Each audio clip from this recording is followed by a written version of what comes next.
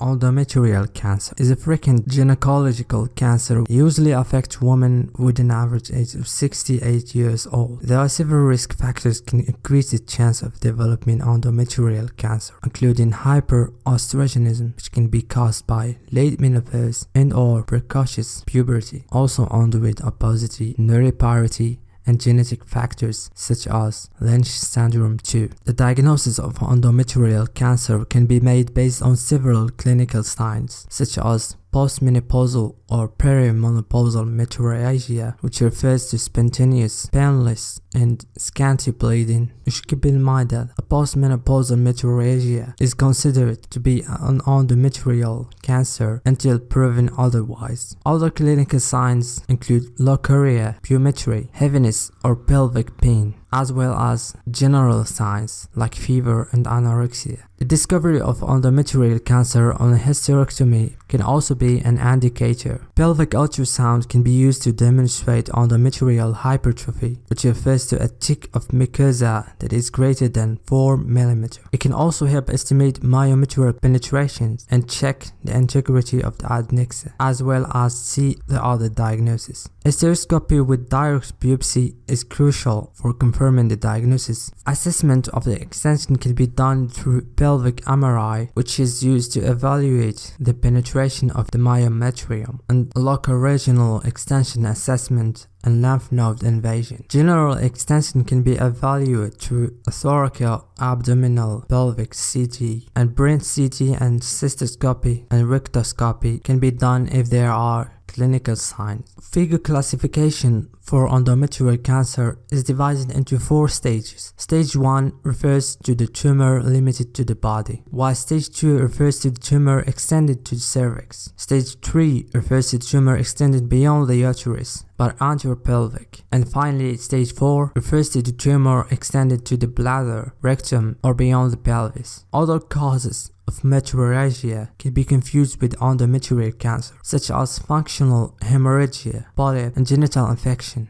Treatment for endometrial cancer depends on the stage and location of the tumor. Surgery is usually recommended, such as total hysterectomy with bilateral adnexectomy or extended colpohysterectomy with parameters. Radiotherapy such as brachytherapy or external X-ray can be used to avoid the appearance of tumor recurrence. Finally, monitoring is essential and should be done every 6 months during the first 3 years.